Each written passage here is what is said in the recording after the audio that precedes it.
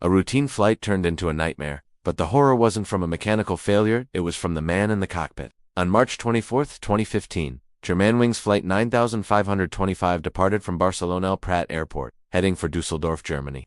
The Airbus A320, carrying 144 passengers and 6 crew members, climbed to its cruising altitude of 38,000 feet. The flight seemed perfectly normal. The passengers, a mix of nationalities, including a group of German schoolchildren returning from an exchange program, settled in for the journey. Shortly after reaching cruising altitude, the captain, Patrick Sandenheimer, left the cockpit, likely to use the restroom, leaving the co-pilot, 27-year-old Andreas Lubitz, in control. A few moments later, at 10:31 a.m., the aircraft began a sudden, rapid, and continuous descent. It did not send out any distress calls. Air traffic controllers tried to contact the flight repeatedly, but there was only silence from the cockpit.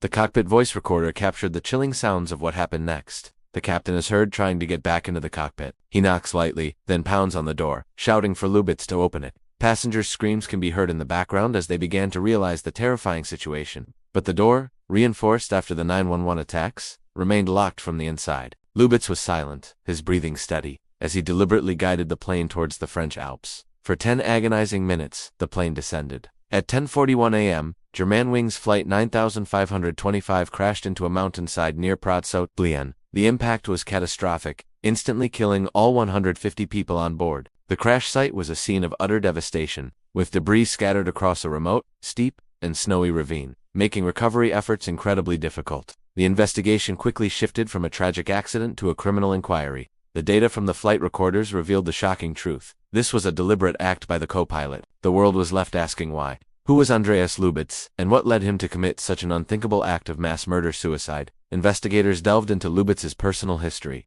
They discovered he had a history of severe depression and had been treated for suicidal tendencies.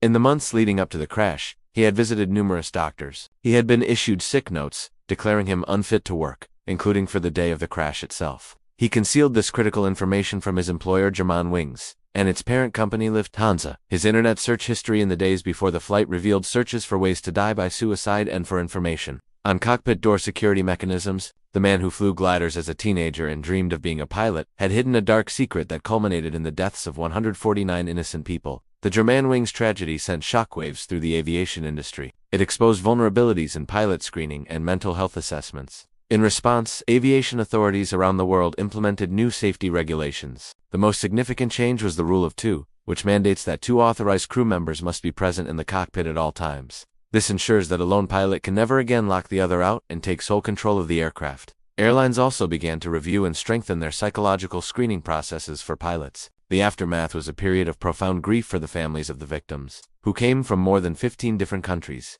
They mourned the loss of loved ones, including 2 babies, opera singers, and the 16 schoolchildren and their 2 teachers. The Lubitz family also faced public scrutiny and held a press conference expressing their own grief and questioning the official findings, suggesting their son might have lost consciousness. The crash of Germanwings Flight 9525 serves as a dark reminder of the human element in aviation safety. It is a story not of mechanical failure, but of a deliberate act of destruction born from one individual's hidden turmoil. The legacy of this tragedy is written in the improved safety protocols designed to prevent such an event from ever happening again, and in the memory of the 150 lives that were lost in the French Alps on that clear spring day.